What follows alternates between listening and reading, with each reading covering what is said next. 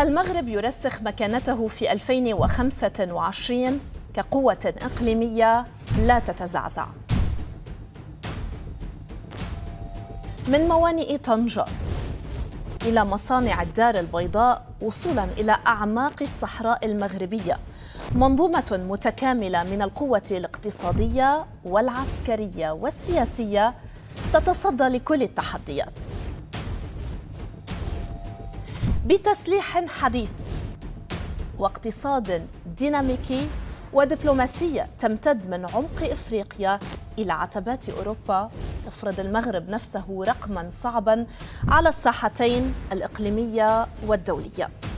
وعلى ضفتي مضيق جبل طارق تتصاعد شرارة توتر يلوح في الأفق على خلفية قضية سبتة ومليلة الخاضعتين للإدارة الإسبانية. فكيف استطاع المغرب تحقيق هذا التموضع الاستراتيجي؟ وما هو سر صموده وصعوده رغم التحديات؟ وإلى أي مدى يمكنه التأثير في مستقبل القارتين السمراء والعجوز على حد سواء؟ الجواب على الخريطة.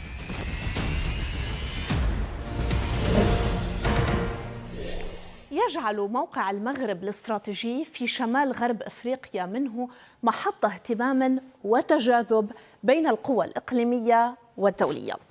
انظروا إلى سواحل المغرب الطويلة الممتدة لأكثر من 3500 كيلومتر، تتحكم في مداخل المحيط الأطلسي والبحر الأبيض المتوسط، مما يجعله نقطة جذب ويضعه على بعد 14 كيلومترا فقط من أوروبا عبر مضيق جبل طارق، وهو ممر حيوي تمر عبره 100,000 سفينة سنوياً تقريباً.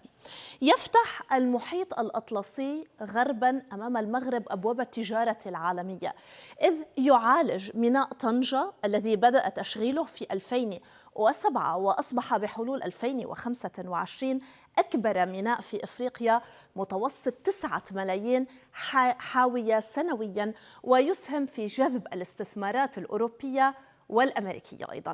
أما البحر الأبيض المتوسط شمالاً فيعزز من جهته دور المغرب كوجهة تجارية، مع تجاوز الصادرات المغربية 45 مليار دولار في 2024 فقط، مما يجعل المغرب محط أنظار القوى الاقتصادية الكبرى. كما أن قربه من الساحل الإفريقي يجعله بوابة لدول الساحل والصحراء، ويثير أطماع الدول التي تريد النفوذ في هذه المنطقة غير المستقرة. موقع المغرب الاستراتيجي جعله هدفاً للاستعمار الأوروبي في الماضي، وبقيت حدوده منذ ذلك الحين نقطة توتر.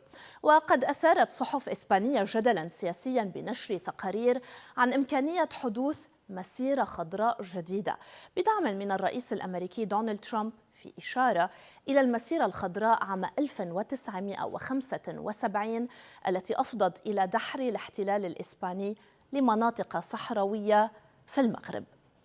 تحدثت صحيفة الإسبانيول عن مخاوف من تأثير تطور العلاقات الأمريكية المغربية على الوضع الجيوسياسي لسبتة ومليلة، ومن اعتراف الرئيس الأمريكي دونالد ترامب بسيادة المغرب على المدينتين الخاضعتين للسيادة الإسبانية، على اعتبار أن ترامب سبق أن اعترف في فترته الرئاسية الأولى بسيادة المغرب على الصحراء. تقع مدينة سبتة في أقصى الشمال المغربي، مطلة على مضيق جبل طارق، تبلغ مساحتها نحو 19 كيلومترا مربعا، وعدد سكانها 77 ألف نسمة. فيما تقع مدينة مليلة في شمال شرقي المغرب، مساحتها 12 كيلومترا مربعا، وعدد سكانها نحو 79 ألف نسمة. وعملت إسبانيا على تكريس الوضع القائم بعد منح المدينتين حكماً ذاتياً بموجب قرار البرلمان الإسباني الصادر عام 1995. في المقابل، يستعد المغرب لنشر كتائب برية متخصصة في أنظمة الحرب الإلكترونية في مناطق قريبة من سبتة ومليلة. هذا وفق ما نقلته صحيفة لاراسون الإسبانية، وذلك في إطار مواصلة تعزيز قدراته العسكرية الدفاعية عبر تنفيذ عمليات باستخدام أنظمة متطورة للتشويش وتعطيل القدرات المعادية سواء في مجال الاتصالات أو الرادارات. وأضافت الصحيفة أن الجيش المغربي درب هذه الكتائب البرية المتخصصة في أنظمة الحرب الإلكترونية. على أي حال، انخرطت القوات المسلحة المغربية في برنامج تحديث عسكري بانفتاح المملكة على بعض أسلحة الحرب الجديدة الأمريكية والصينية والتركية لتوفير أحدث التقنيات لمختلف أنواع العمليات العسكرية. يفرض موقع المغرب عليه دورا حاسما في ضمان الأمنين الداخلي والإقليمي.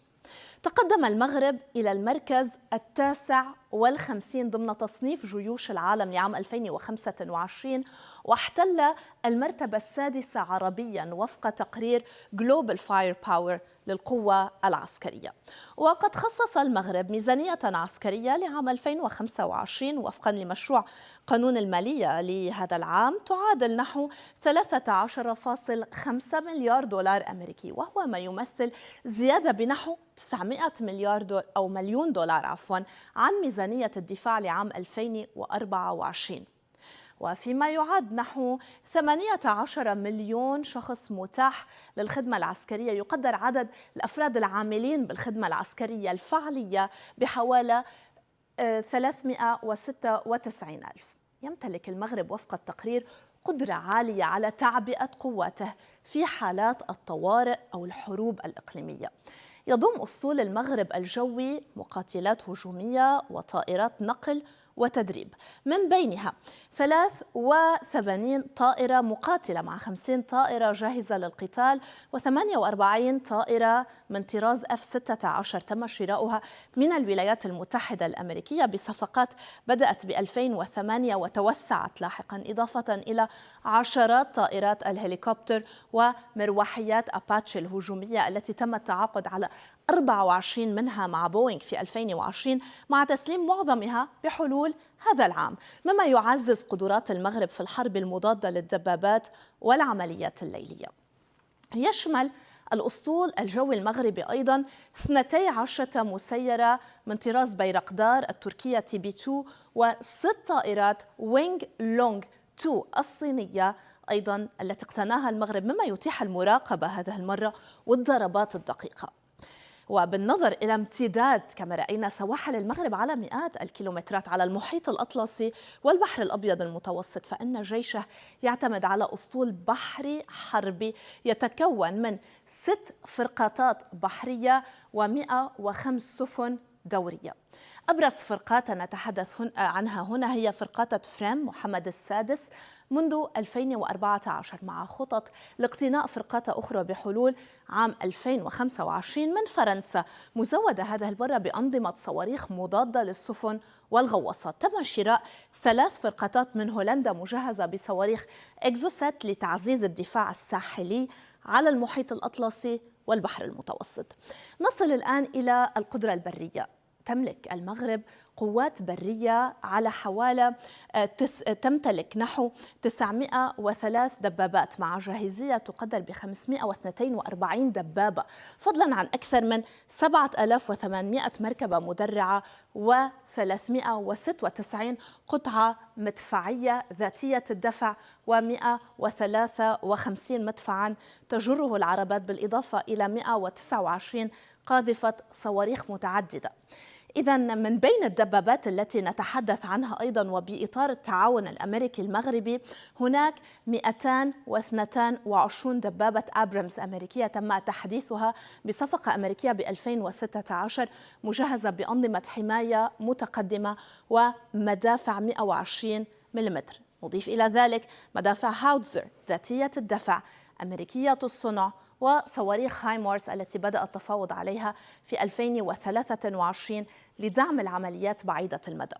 يجعل موقع المغرب مع التسليح الحديث البلاد قوة ردع ضد التهديدات البحرية والبرية أيضا، مع قدرة كبيرة على التأثير. عمد المغرب خلال السنوات الأخيرة إلى توسيع قدراته الصناعية العسكرية مع تشييد منشآت جديدة في إطار شراكات تهدف إلى تعزيز البنية التحتية الدفاعية للبلاد وتقليل الاعتماد على موردي الأسلحة الأجانب. عمد المغرب خلال السنوات الأخيرة إلى توسيع قدراته الصناعية العسكرية مع تشييد منشآت جديدة بإطار شراكات تهدف إلى تعزيز البنية التحتية الدفاعية وتقليل الاعتماد أيضاً على موردي الأسلحة الأجانب. أبرزها مركز متطور للصيانة والإصلاح والتجديد والتحديث للطائرات العسكرية والمروحيات مام في ضواحي قاعدة بن سليمان الجوية على مساحة 15 ألف متر مربع، وهو مشروع مشترك بين الحكومة المغربية وشركة لوكهيد مارتن ومجموعة أوريزيو البلجيكية. يدعم صيانة أصول القوات الجوية المغربية مثل مقاتلات F-16 وطائرات النقل C-130. وفي الرباط أنشأ المغرب مصنع إنتاج للطائرات بدون طيار بلو بيرد سيستمز لإنتاج أنظمة درون، أعلن عن منشأة بأبريل 2024 وستنتج نماذج مثل طائرات وندر بي وثندر بي بدون طيار المخصصة للاستطلاع والاستخبارات واكتساب الأهداف. أما في الدار البيضاء فأقام المغرب منشأة تاتا أدفانس سيستمز للمركبات المدرعة، هو مصنع لإنتاج المركبات القتالية المدرعة وبالأخص منصة تاتا واب 8x8 المدرعة البرمائية ذات العجلات. وقد تم توقيع اتفاقية بيونيو 2024 بين وزارة الدفاع المغربية وشركة تاتا أدفانس سيستمز الهندية. يتم العمل حالياً أيضاً على إنشاء منطقتين مخصصتين للصناعات الدفاعية والأمنية لإنتاج الذخائر والأسلحة والمركبات القتالية والمسيرات والمعدات البصرية الإلكترونية وغيرها من التجهيزات العسكرية، بالإضافة إلى عمليات الصيانة. لم يتم الكشف عن المواقع المحددة، لكنها تتماشى مع هدف المغرب لإنشاء صناعة دفاعية محلية قوية. تعكس أيضاً هذه التطورات استراتيجية المغرب لتعزيز الاكتفاء الذاتي بالصناعات الدفاعية والاستفادة من الشركات الدولية لنقل التكنولوجيا وخلق فرص العمل. إلى جانب القدرات العسكرية يملك المغرب أوراقاً استراتيجية تعطيه ثقلاً إقليمياً وعالمياً أيضاً، فقد عزز المغرب في 2024 مكانته كمركز صناعة وتجارة إقليمي مع تركيز على السيارات والطيران والطاقة الخضراء، مدعوما ببنية تحتية قوية واستثمارات أجنبية. وفيما تهيمن المناطق الشمالية والوسطى على الإنتاج الصناعي، يبرز الجنوب بالاستدامة، مما يعكس تنوعا اقتصاديا ملحوظا على الخريطة المغربية. تبرز الدار البيضاء كأكبر مدينة اقتصادية في المغرب وأفريقيا ومركز اقتصادي وصناعي أيضا، مع مصانع للسيارات ومنشآت للصناعات التحويلية. وصلت صادرات المغرب من السيارات إلى مستويات قياسية بعام 2024، سجلت نحو 12.6 مليار دولار بحلول نهاية العام وفق أحدث التوقعات، بزيادة ملحوظة عن السنوات السابقة. شهدت صادرات الطيران أيضا نموا بنسبة 17% تقريبا بالأشهر العشرة الأولى من 2024، متجاوزة 2.2 مليار دولار، يعني متفوقة على الرقم القياسي لعام 2023 بأكمله. تضمنت الصادرات أجزاء طائرات وأسلاك كهربائية.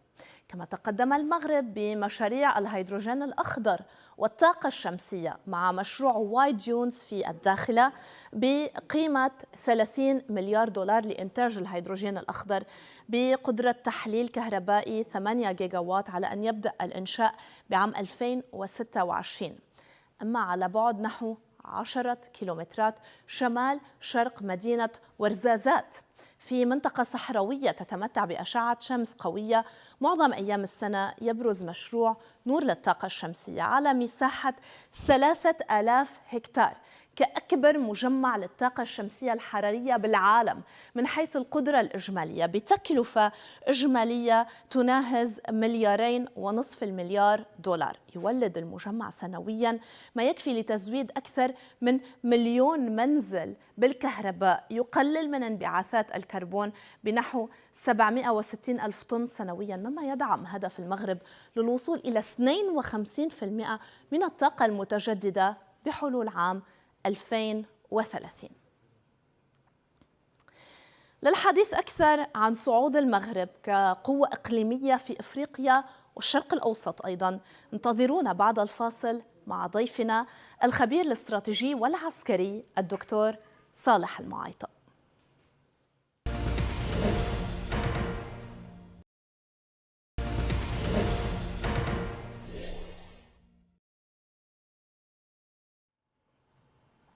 نرحب بضيفنا الخبير الاستراتيجي والعسكري الدكتور صالح المعايطة. أهلا بك دكتور ببرنامج على الخريطة. نتحدث اليوم عن المغرب الذي يبرز كقوة إقليمية نافذة بإفريقيا والشرق الأوسط.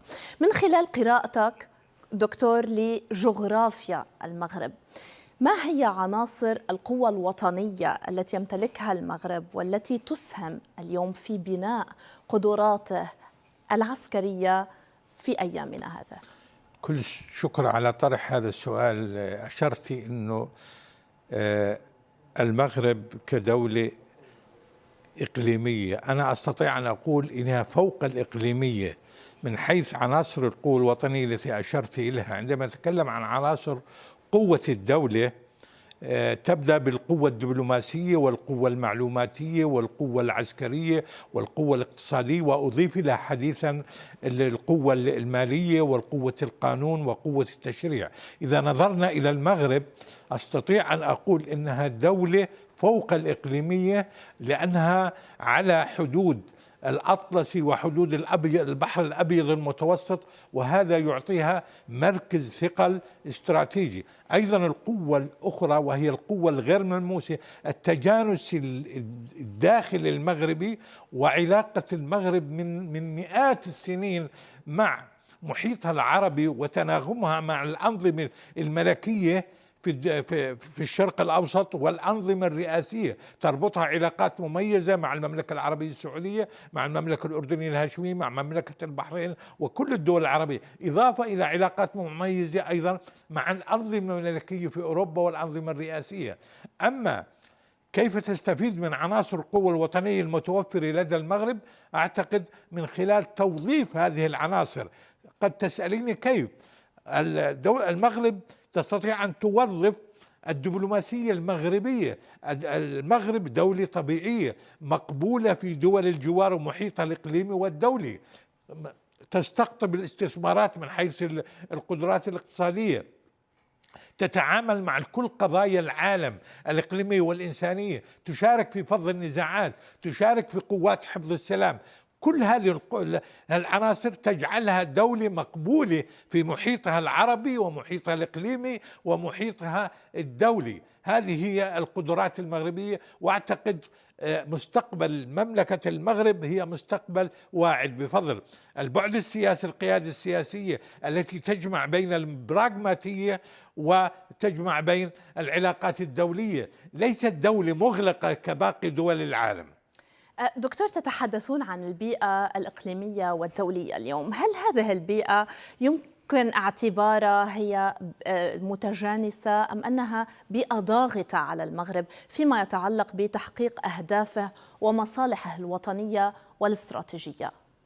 البيئة، عندما نتكلم عن البيئة نكون البيئة الاستراتيجية بأبعادها الثلاثة: البيئة المحلية في المغرب، البيئة الإقليمية دول جوار المغرب، والبيئة الدولية هي البيئة الخارجية. البيئة المحلية المغربية متجانسة، وعندما أنا أتكلم عن التجانس وهي نقطة قوة للدولة، عندما تكون الطوائف متجانسة، الأقليات، الدين، الثقافة، التاريخ، الموروث، أعتقد على طول عمر ملوك المغرب هناك تجانس، هناك احتواء ليس استقواء، هناك قريب من نبض الشارع.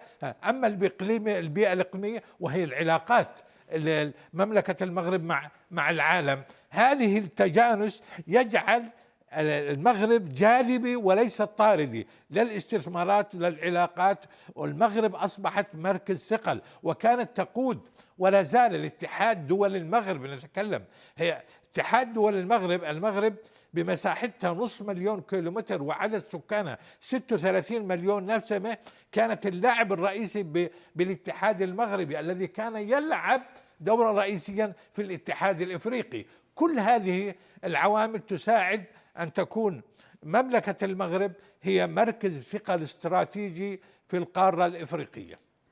دكتور، تتحدث تقارير اليوم بالصحافة الإسبانية عن مخاوف من زيادة التعاون بين المغرب والولايات المتحدة الأمريكية، ومن أن يؤثر ذلك على الوضع الجيوسياسي لمدينتي سبتة ومليلة. كيف تقرؤون ذلك من الناحية الاستراتيجية؟ كل الشكر. أهمية مليلة وسبتة ليس بالحجم ولا عدد سكانه ولا المساحة، وإنما من الموقع. ومن حق المملكة المغربية أن تتعاون مع الدول الكبرى ومع الولايات المتحدة. مليلة وسبتة كما قلت هما جغرافية مغربية وإدارة إسبانية. وإذا عدنا للتاريخ مر على مليلة وسبتة عدد من الحروب والمراحل والاستعمار، من سقوط الدولة الأموية للبرتغال، ومن ثم انتقلت السيادة إلى إسبانيا. احتفظت بهما إسبانيا كجيب إسباني داخل الأراضي المغربية، الجغرافيا المغربية، لكن الوثائق والتاريخ يثبت أنهما من جغرافية المغرب. المغرب تتدرج بالإقناع للوصول إلى الحق المشروع في عودة مليلة وسبتة إلى الحضن المغربي ضمن 3 مراحل، ليس بالتهديد ولا بالوعيد، وإنما من خلال التفاوض أولا، وإذا فشل التفاوض سينتقلوا إلى الوساطة، يأتوا طرف ثالث يتواسط بينهم وبين إسبانيا لعودة هذه المدن إلى المغرب، وإذا فشلت الوساطة سينتقلوا إلى المرحلة الثالثة وهي التحكيم. وعندما نذهب إلى التحكيم نذهب إلى أنه سيصدر قرار، والقرار غير قابل للاستئناف، تعود هذه المدن إلى المملكة المغربية، للحضن المغربي، لأنه حتى إسبانيا لا يوجد في هذه المدن لا برلمان، هو حكم ذاتي محلي من خلال مجالس استشارية لا أكثر ولا أقل، لكن موقعهما هما نقطة ارتكاز ومركز ثقل للمغرب اقتصاديا وعسكريا واجتماعيا. وآخر نقطة ممكن أحكيها، هما كان مركز الانطلاق إلى أوروبا، يعني المعبر البعد العسكري الإسلامي في تلك المنطقة انطلق من هنا من سبتة ومليلة باتجاه جبل طارق ومن ثم إلى أوروبا. دكتور، ينخرط المغرب منذ سنوات ببرنامج تحديث عسكري بتعاون مع العديد من البلدان الإقليمية والعالمية أيضا. ما أهمية هذا البرنامج وما الذي يضيفه إلى القدرات العسكرية المغربية في منطقة غير مستقرة؟ كل الشكر. هذا السؤال هو مؤشر أن كل الدول يجب أن تتكيف مع متغيرات البيئة الإقليمية والدولية، والاعتماد على خيار واحد في التسليح أو التدريب أو التنظيم أو بناء القدرات هذا بكون خطر، لأنه إذا تعطل هذا الخيار أو توترت العلاقات مع الغرب أو الشرق بكون ضغط على الدولة في بناء قدراتها العسكرية. ولهذا السبب استبقت الأمور المغرب واستدركت أنه ضرورة تنويع مصادر احنا بنسميه التسليح والتدريب والتنظيم وتبادل الخبرات. كما أشار التقرير نجدها تستورد من الصين، من تركيا، من أوروبا، من روسيا ومن الولايات المتحدة. هذا التنوع بيزيد من الخبرات التدريبية والقيادية، ولا بتكون الدولة رهينة ضغط أو إخضاع إملاءات الدول التي تزودها بالأسلحة. وأعتقد تدرك مملكة المغرب هذا البعد من زمان، نوعت التدريب والتسليح والمعدات حسب متغيرات البيئة، وحافظت على علاقات طيبة وجيدة مع دول الجوار لرفع قدراتها العسكرية. لأنه أي تنمية من وجهة نظري، تنمية بحاجة إلى أمن. نحن نقول لا تنمي بدون أمن، ولا أمن بدون تنمية، بدون ما يكون المناخ الاستثماري آمن في المغرب.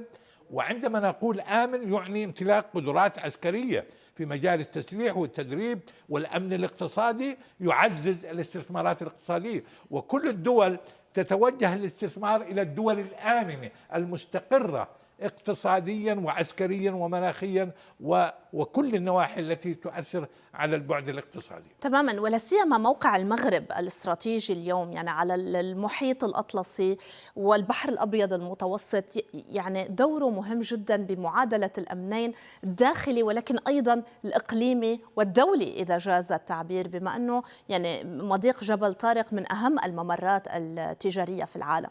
عم نلاحظ دكتور توجه عند الدول في المنطقة اليوم لتنويع التسليح من الشرق والغرب، أهمية ذلك بتعزيز استقلالية القرارات السياسية لهذه الدول. موقع المغرب فرض عليها أن تعزز قدراتها العسكرية وخصوصا القدرات البحرية. إذا أخذنا شواطئها على المحيط الأطلسي كما هو واضح تصل إلى 3000 كيلومتر، إذا أخذنا شواطئها على البحر الأبيض المتوسط أيضا تتجاوز 3000 كيلومتر. إذا الاهتمام بالقدرات البحرية مهم، إضافة أن لها حدود برية مع الجزائر وبعض موريتانيا ودول الجوار الأخرى بالآلاف.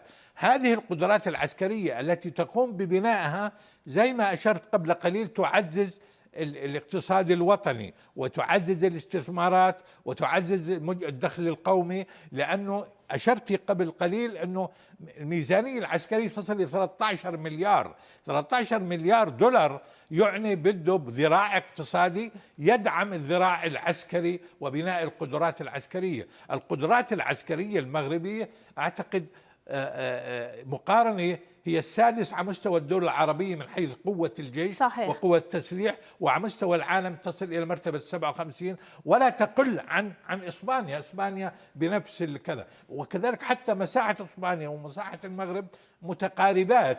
وهذا أنه تتعامل إسبانيا مع المغرب كند وكطرف قوي من حيث التفاوض على سبتة ومليلة. إلى جانب الذراع العسكري الذي تحدثتم عنه، تحدثتم عن ذراع اقتصادي لابد أن يكون موجودا من أجل أن يدعم برنامج التحديث العسكري. المغرب اليوم من أهم المراكز الصناعية في المنطقة بمجال السيارات، بمجال الطيران أيضا. كيف تمكن المغرب اليوم من أن يصنع لنفسه هذا الموقع في هذه البيئة الإقليمية؟ شكرا. في مجال السيارات والطائرات المسيرة والطاقة الشمسية نتكلم عن قدرة الدولة على اكتساب المعرفة وبناء المعرفة واكتشاف المعرفة. المملكة المغربية قادرة على استيعاب التكنولوجيا وتوظيف التكنولوجيا واستخدام التكنولوجيا بما يعزز قدراتها العسكرية. هذه هي الأبعاد. والطاقة الشمسية الموجودة بالمغرب كنا نقرأ أن أوروبا تضاع بشمس المغرب، هذا أكبر مجمع للطاقة الشمسية. لماذا؟ أن أوروبا بجوز 10% من أيام السنة ترى الشمس، بينما المغرب والقارة الإفريقية 100% الشمس موجودة، فتضاع أوروبا بشمس إفريقيا. هذه المجمع يعزز القدرة المغربية على جذب الاستثمارات. واليوم العالم يبحث عن الطاقة النظيفة. صحيح. الطاقة الاستغناء عن النفط الأحفوري، وكذلك كل هذه العوامل بالإضافة للموقع الجغرافي استطاعت المغرب أن توظف الموقع الجغرافي والقوى البشرية المؤهلة والقيادة الحكيمة المرنة المتوازنة العقلانية أن تصل بالمغرب مستقرة. المغرب من مئات السنين لا يوجد فيها لا تعقيدات لا مذهبية ولا طائفية ولا أمور أخرى ولا منظور الإرهاب، لأنه لديها أحزاب، لديها نقابات، لديها نظام ملكي عقلاني متطور مواكب كل ما يحصل بالعالم. دكتور، المغرب يبعد عن أوروبا 14 كيلومترا عبر مضيق جبل طارق. اليوم المغرب يبرز كقوة إقليمية تعمل على تعزيز اقتصادها، كقوة إقليمية أيضا فاعلة بالمجال العسكري، بوقت القارة الأوروبية تعاني فيه من أزمة اقتصادية ومن تحديات متعددة. كيف تنظر إلى العلاقات المغربية الأوروبية اليوم؟ المغرب من موقع مريح وتجانس، ولا تعاني من ضغوطات لا أمنية ولا عسكرية ولا قارية ولا دولية، بسبب امتلاكها كل عناصر القوة الوطنية ووصولها كما أشرت إلى مراحل الاكتفاء الذاتي من هذه الموارد. تمتلك كل الموارد. بالمقابل سيدتي، لننظر إلى أوروبا كما يسمى أوروبا العجوز، تعاني من التصدعات الأفقية والعمودية. ماذا أعني بالتصدعات؟ التبعيات. التصدعات، قسم من أوروبا كان يتبع للمعسكر الشرقي، قسم من أوروبا كان يتبع للمعسكر الغربي. الآن كل أوروبا تحت رحمة الغاز الروسي، وتحت والنفط اللي قادم من الشرق الأوسط، وتحت رحمة حلف الناتو، وتحت رحمة ضغط الولايات المتحدة. وكأنهم يقولوا لأوروبا إذا لم توافقوا على كل ما نطلب وكل ما نعمل فإن إمدادات النفط لن تصلكم. كل هذه الضغوطات على أوروبا غير موجودة بالمغرب. المغرب آمن في محيطه وقدراته وإمكانياته ومرتاح من كل النواحي، ولهذا السبب سيتفوق على أوروبا اقتصاديا ودبلوماسيا، وستعود هذه المدن إن شاء الله. كل الشكر لك الخبير العسكري والاستراتيجي الدكتور صالح المعيطة، شكرا لمشاركتك معنا ببرنامج على الخريطة. بذلك نكون مشاهدينا قد وصلنا إلى نهاية حلقتنا من برنامج على الخريطة لهذا الأسبوع. إلى اللقاء.